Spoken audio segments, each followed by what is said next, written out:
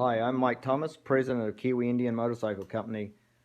In this session we're going to talk about engine valves, the material they're made of and the construction. To a lot of people, valves are valve, they look shiny or they come black.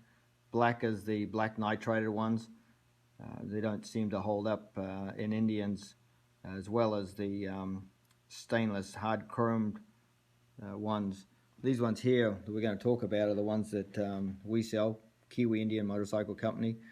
These are a stainless valve with hard chrome stems, meaning on the stems here, they're hard chrome, they resist wear, and it's a super burnished fine finish. It's not a ground finish, it's a super duper, it's a burnished finish, so it gives a very slippery surface, which is what we need in these Indians.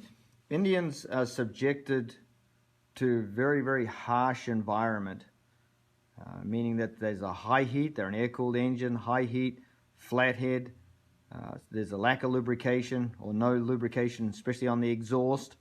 So they're running a dry environment, so they have to be the best material money can buy.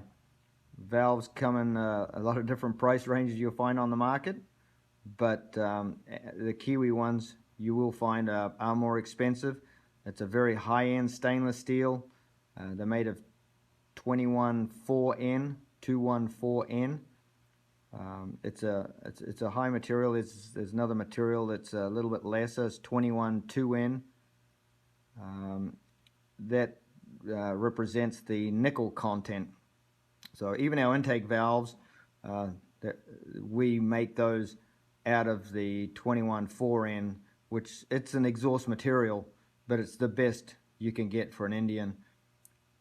So it's a completely machined valve. You can see underside of the head and on top of the head. Very nice looking valve. And the hard chrome goes all the way along. So all the wear area of the stem from here all the way along to here. And on the top of the valve stem, it's actually got a wafer tip.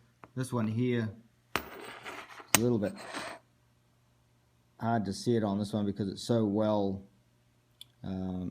finished in, but you can actually see a little change in the color of the material at the top. Last 1/16 of an inch. That's actually a wafer tip welded on there on the end of the valve. I'll show you on this one here. It's a little bit easier to see. Actually see a weld joint.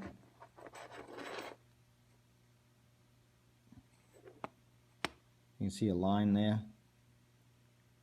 That's the wafer tip that's on the top of the valve. Now this here makes contact. This end here is making contact with the tappet adjusting bolt. So that's it's getting slammed up against there all the time because you've got your tappet clearance and it's been impounded. So it's really important that that has a wafer tip on the end. That's a hardened tip. Your cheaper valves are just going to be induction hardened, which is a cheap ass way of doing it, and it doesn't get as hot. Doesn't get anywhere near as hard. This particular valve here, it's a used one. It's got 37,000 miles on it.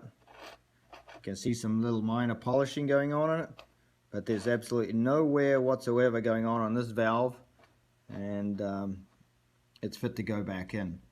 So that's the advantage of using a very high quality stainless steel valve. It's got a good margin on the head here, meaning this thickness here, you can do many valve grinds with it. Not that you'll need to with 214N. The hard chroming on these valves is on there nice and heavy, so it's not going to wear off. A lot of people misrepresent stainless valves. This is stainless valves, hard chrome stems.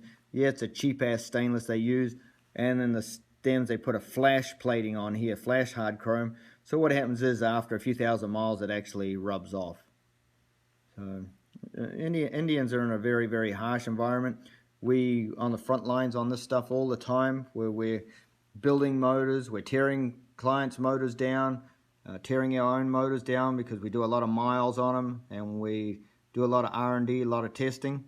So we actually get to see what works and what doesn't work firsthand. When it comes to the valve train, spend really good money.